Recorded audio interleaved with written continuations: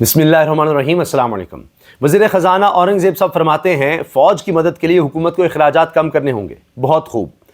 अब आप खुद सोचिए कि ये अखराजात कम हो रहे हैं पिछले कई सालों से, कि हम देख रहे हैं स्पीकर कौमी असम्बली, चेयरमैन सेनेट, सब की तनख्वाहें कई कई गुना बढ़ाई जा रही हैं। किसी की 2-2.5 लाख थी तो उनको बड़ी कम लग रही थी, क्योंकि मुफ्त अगर घर मिल रहा है, बिजली, गैस, नौकर चाकर, गाड़ियाँ, पेट्रोल मुफ्त मिल रहा है, तो इसके बाद 2.5 लाख रुपये तो कुछ भी नहीं है। तो 20-20 लाख तक तनख्वाहें ले गए। इसी तरह पार्लियामेंटेरियंस की सब की तनख्वाहें बढ़ा दी। वज़ीर-ए-आज़म हाउस का खर्चा बढ़ गया, प्रेसिडेंट हाउस का खर्चा बढ़ गया, करोड़ों रुपए तो सिर्फ बागात के लिए ले लिए गए। और इस तरह से तमाम सरकारी मुलाजमीन के लिए अरबों रुपए की गाड़ियाँ ली जा रही हैं, पैसा खर्च किया जा रहा है, घर बना के दिए जा रहे हैं, ताकि ये सब लोग वो काम करें जो बस इनको कहा जा रहा है। अभी तो बात हो रही है कि अब आईनी बेंच अलग से बनाया जाएगा और ज़्यादा जजेस भर्ती किए जाएंगे, और इस तरह से जनाब लगता है कि कौमी ख़जाने पर बोझ इन्होंने कम करना है। अब तो यह हाल हो गया है कि आधा, पूरे बजट का आधा सिर्फ और सिर्फ जाएगा कर्जों में, आधा तो कर्जों में चला जाएगा, बाकी बचेगा क्या? तो इन्होंने क्या खर्चे कम करने हैं? ये सब झूठ है और फ्रॉड है। अब सारी मशीनरी, हुकूमती मशीनरी, इस वक्त पार्लियामेंटेरियन सब लगे हुए हैं 27वीं तरमीम, 27वीं तरमीम, 27वीं तरमीम।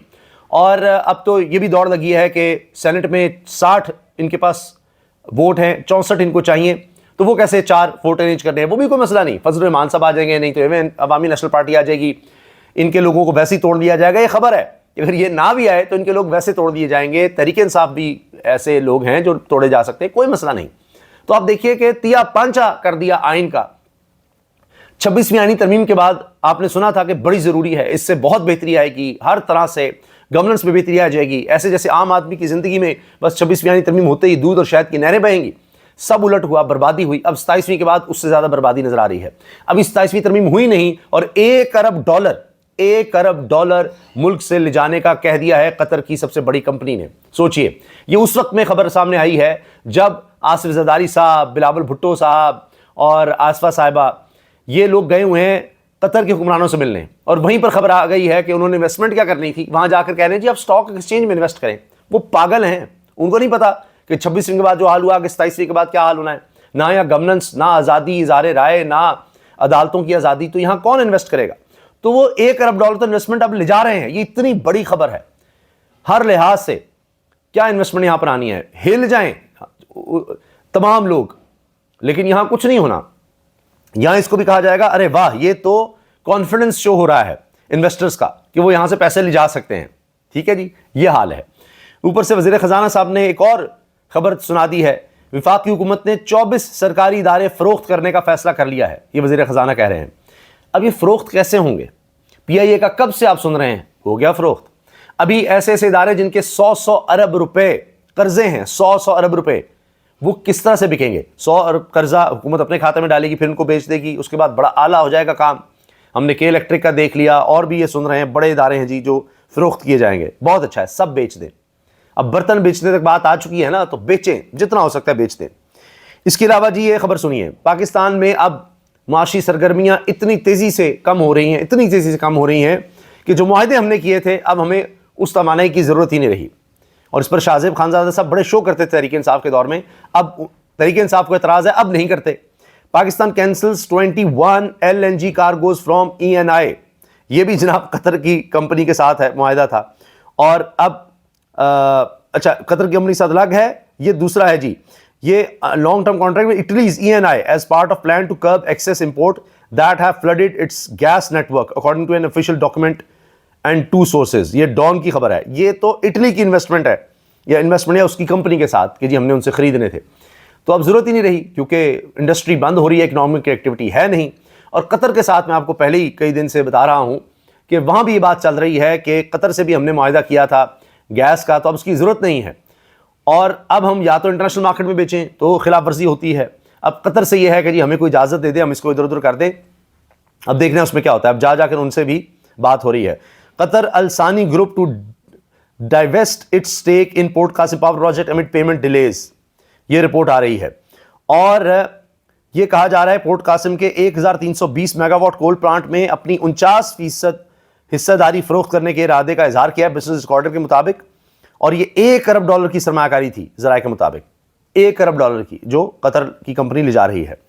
अच्छा, तहरीक इंसाफ के लिए, उनके रहनुमाओं के लिए ویسے تو مشکل ہوتا ہے کوئی خبر اس ماحول میں آ جائے جس طرح کا ایک ماحول ہے جبر کا. البتہ اعظم سواتنی متنازع ٹویٹس کے 2 مقدمات سے بری کر دیے گئے ہیں. اب مقدمات سے بری اس لیے ہو گئے ہیں کیونکہ یہ مقدمات تھے جن میں ان کو گرفتار کیا گیا, کپڑے پھاڑے گئے تھے اور بڑا ظلم ہوا ان پر.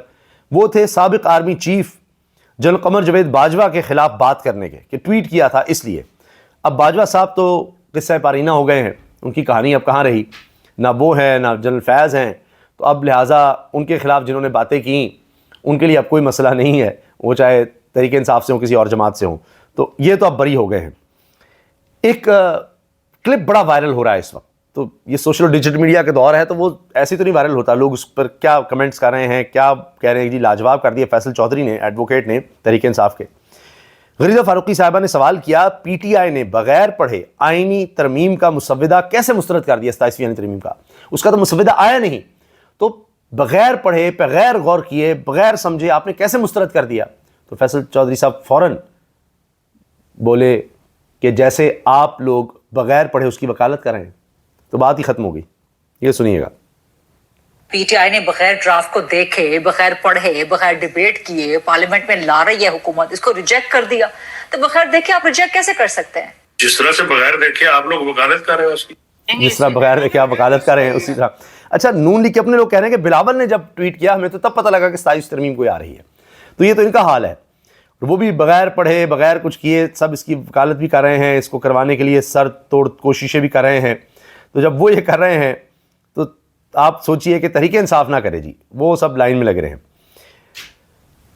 اور ایک اور خبر یہ ہے کہ فیصل واڈا آج اہم پیغام کے ساتھ مولانا فضل الرحمان صاحب سے ملاقات کر چکے ہیں. اور اب دیکھیں فضل الرحمان صاحب بھی لائن میں لگتے ہیں نہیں, سب کو لگنا پڑے گا اور کوئی حل ہی نہیں ہے یہاں پر. اور میں نے اس پر پوسٹ بھی کیا ہے ایکس پر کہ جی جو کچھ 26ویں آئین ترمیم کے بعد ہوا ہے, جتنی ترقی اور خوشحالی اس ملک میں آئی ہے 27ویں کے بعد وہ کئی گنا ہو جائے گی.